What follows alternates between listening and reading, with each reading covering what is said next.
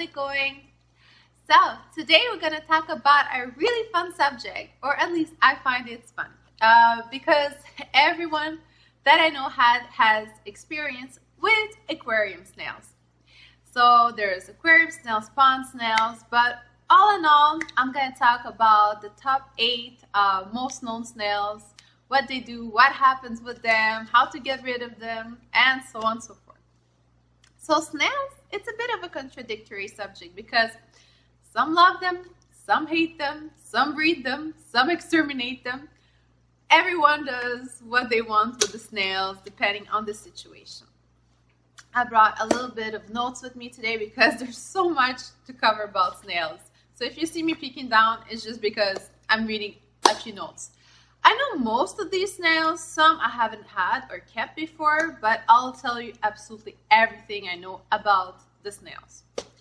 So, are snails good or are they bad? Well, snails are a bit of both, I guess. Snails are a good indicator of how good or bad your water quality is and how good or bad your tank is and how dirty it is. Basically, snails are creatures that self-regulate their population depending on how much food source or debris there is in your tank. Some snails enjoy cleaner water and some are crazy prolificators in very dirty water. So a lot of these snails will just breed a lot because there's so much waste in your tank. So are they good or are they bad? It depends on your tank and the type of snail you have. Some snails will be a great cleaning crew, and some will be just destroying your tank by how much they breed and how disgusting it will be. So let's get it started. Snail number 1, the brown pest snail. If you haven't seen those, you have been lucky. Usually those brown pest snails are called pond snails, or what is the other name? Yeah, pond snails. So they're usually brown, about this big, maybe maximum a centimeter. Usually you won't even see them because they usually come with plants that you buy. Their eggs will be just a little film of slime stuck on the plant. So you really have to inspect well your plants before you bring them home. They could be on decorations, on rocks. If you get rocks from the wild and you haven't boiled them and you put them in your tank, you might have some pest snails. And why they're called pest snails is because they breed like there's no tomorrow. They thrive in a dirtier environment. I've seen a crazy outburst of them mostly in tanks that have high nitrate, ammonia, even like dead floating fish, and a lot of plant matter, a lot of waste. Usually on-cycle tanks or really neglected tanks, they will breed like crazy in those tanks. Snails is all you're gonna see if your tank is absolutely disgusting. So it's a good indication if you have that pest snail and it's breeding like crazy that your tank is unstable or something is weird. They usually thrive in dirt. So if you have a very dirty tank, I suggest maybe cleaning it up. And self-regulating population is self-explanatory. They will probably die off as you get a cleaner tank. They also thrive on like eating dead plant matter. So it could just be your plants are disintegrating, or you have some dead fish somewhere, or your substrate is unclean. But check all these things out before. Did I miss anything about these ones? No, they don't harm your live plants. They will not harm your decor. They don't eat anything alive. They just thrive on the disgustingness. So number 2 is the Ramshorn snails. The Ramshorn snails are small snails, about this big, about 2 centimeters in inches. I don't know, it's less than an inch, way less than an inch. So very small, rounded shape, like how do you call this? Just a circle into a circle into a circle. I'll put a picture, obviously. They come in red, orange, or they come in black. These snails, I actually don't dislike them because they're really good cleaners. Any organic matter, they will eat it. They will probably even eat fish poo at this point, but they'll poo, so it just equals to itself. The plant matter acts as food If you see a big clusters of them somewhere in your tank, you either have excess food or a dead fish underneath them. So they're amazing scavengers. They self-regulate their population, meaning they will die off if you have less waste in your tank or less food. They really like feed on what's excess in your tank. They breed exactly like the previous ones, which is the brown pest snail. They will lay clusters of slimy eggs on your plants for decorations, and they will hatch in a couple of days to a week. They breed just as much as the previous ones. They're very prolific breeders, but they will die off if ever you don't have as much waste. So that's a good thing. A lot of people actually like them because they're really colorful, especially the red ones, and they don't escape your tank. They're fully aquatic. They don't harm your plants. They're a great waste management crew. That's what I have to say about the Ramshorn snail. Now the next snail, Malaysian Trumpet snails. I used to love these guys. They're really amazing snails. They get about this big, about 3 centimeters maximum to the biggest. They have extremely hard shells. So most scavengers of snails won't be really able to crunch them up unless maybe you got a puffer. Those snails are nocturnal, so meaning they will come out of your substrate where they live in all the time. They will come out of your substrate only at night, and that's when you'll see a lot of them on the glass. They're amazing substrate cleaners, but beware. They breed a lot. They're live bearers, meaning they will not put clusters of eggs anywhere in your tank. They will just, like guppies, expel live babies out of them. The problem with them is their hard shell, and at night they will venture into your filter, and I've seen them jam so many impalers, meaning the inside of the motor or of your filter. So yes, they're amazing in tanks, maybe with like air filters or non-mechanical filtrations, but they will jam your impalers, and they breed really fast. Yes, they clean your substrate amazingly clean. Nothing to say about that. They're not too ugly. I used to keep them just to clean up my cichlid tank substrate because cichlids can eat them. Like nothing really can crunch on them. Maybe some loaches could eat them, but I don't think so. So it's really your own waste management yet again, like as much waste as you have in your substrate that you'll have to clean up. Otherwise, they'll multiply, and one day they'll break your inside of the motor of your filter. So not bad, but not always good. They're hard to get rid of, honestly, unless you bleach your substrate, which makes absolutely no sense. But let's say you remove all your substrate, then you go and you bleach it and whatever you treat it, you might kill them. Might. But I have seen them survive in substrate in the winter, okay, like 6 months in dry substrate through the winter, and then I would use them in another tank and they still be alive. So they're hard to get rid of, but they're cool. Another one is the Nerite Snail. The Nerite Snail is little snails. They're about this big, 2-3 centimeters. They come in a variety of colors and patterns. They're pretty nice snails for algae management, waste management yet again. The good thing about them is that they don't breed in fresh water. So meaning you'll have to really want to breed them in order for them to breed, because they breed in brackish water. So you'll have to change types of water in order for them to breed. So that's the bonus. Now, what I don't like about Nerite snails is that they lay eggs. They still will try to lay eggs in your tank. And these eggs are very, they're small white dots of just basically calcium and shell that will deposit all over your decor, all over your everything in your tank, and they're practically impossible to scrape off or rub off. So they're very nice snails, very beautiful colors, easy to go. They don't harm anything. They don't harm your plants. They're diurnal, meaning you'll see them during the daytime, but it's their eggs. They're a pain in the ass to remove. Like, it's very hard to remove off driftwood or decorations. Even they lay on the outtake and intake of the filter, and you need like literally like a scrubber, a blade or something to remove their eggs. So even though these eggs will never hatch, they will stick to your decoration like hell. that's what I gotta say about the Nerite snails.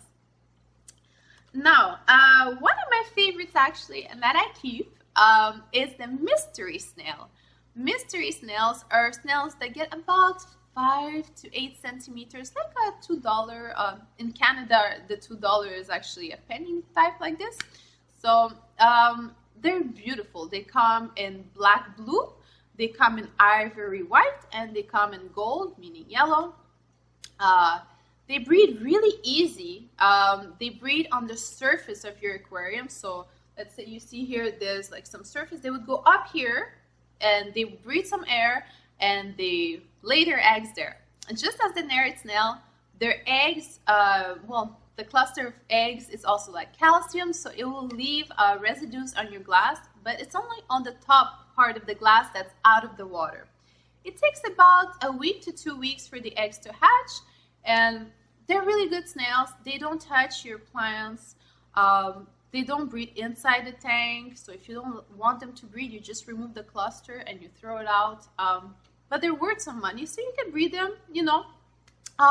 They don't breed like crazy. That's the plus.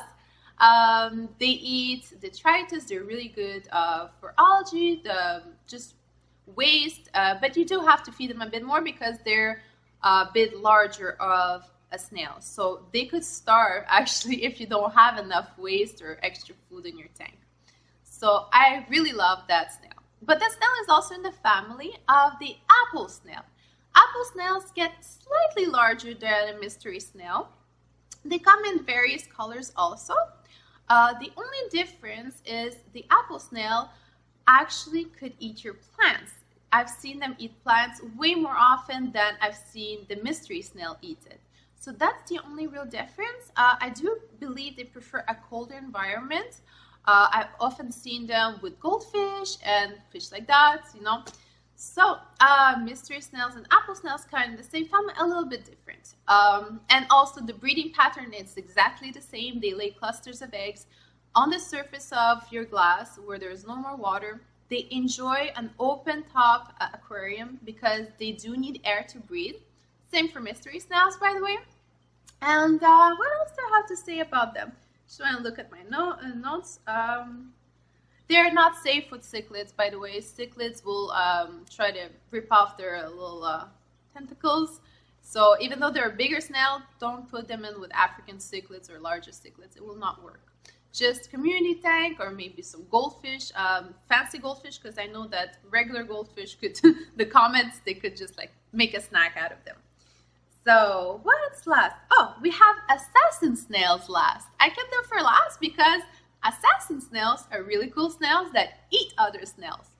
Now, they will not eat your apple snails or your mystery snails. They will eat snails of the same size. I've seen them eat ramshorn, and I've seen them go really crazy on the pest snails, the brown pest snails.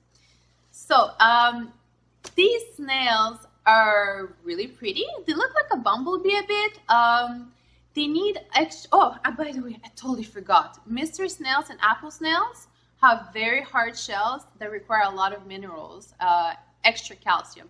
And the same for assassin snails. They will not develop a proper shell and grow if you don't have enough minerals in your water. And you can even supplement a little bit with calcium. You can make some powdered calcium out of like eggshells, or if you have dead snails, you crush up their shell. So you need extra minerals and calcium in your water for all these three snails to have good shells and continue their life. So how they breed? I do believe they're live bearers. I've never seen them lay eggs, but please correct me if I'm wrong, because I've never seen them lay eggs. But I always see little babies appear here and there. They don't breed as prolifically as other snails. They're very, very tame on that. And they eat smaller snails, basically. They're okay for waste management. I've never seen them grow out of proportion in a tank or eat everything. They're plant safe. They're diurnal, meaning they're lively during the daytime. And anything I'm forgetting about that? They get about 3 centimeters maximum. Another snail that's I haven't seen many times in pet stores, but I have seen, are the black devil lava snail. The black devil is one thing and the lava snail is in another thing, but it's the same snail really. One is just orange flesh and the other one is black flesh. These are snails that do not breed in freshwater, only brackish. So just like the Nerite, you'll have to try to breed them in order to breed them. They're good for waste management, they don't eat your plants, and they're also diurnal. During the daytime, they'll come out, they'll scatter your tank, and they look really pretty. They get about 7 centimeters, like this about. So not too small, not too big. They have a very hard shell, just like the Malaysian Trumpets snails. So if you have puffers, maybe the smaller puffers, they won't be able to crush them up, but preferably not. So speaking of puffers, let's get into the techniques of getting rid of your snails if you want to get rid of your snails. Let's say you just don't want any snails, but you had some hitchhikers and they're already in the tank, so you need to get rid of them. So if your tank is friendly to those listed below fish, then get those fish to get rid of your snail invasion. All right, so fish that eat snails are puffers, from the pea puffer to the green spotted puffer to the Amazon large, super big puffer. I'll put the pictures here. All three of these eat snails of, well, this small pea puffer obviously won't eat your apple snail. Maybe will attack its tentacles, but definitely the larger Amazonian puffer will eat all of these snails. Except maybe the trumpet snail because of the shell, how hard it is. But I wouldn't risk it, you know. I think you would eat that one pretty much also. Also, we have loaches. Loaches are known to eat snails. That's what they do. The ones that are best at them is the YOLO loach, the zebra loach, and the clown loach. The clown loach obviously gets to 15 inches, so if you have a smaller tank, get a smaller loach. But they're really good at cleaning up all those pest snails and Ramshorn, and even they would, I've seen clown loaches go for the Malaysian Trumpet snails, so that's a good alternative right there. What else do we have? Less reliable, but still could be good, are labyrinth fish, such as betta fish and gouramis. I haven't seen them personally go for snails, but I read on the interwebs that they do.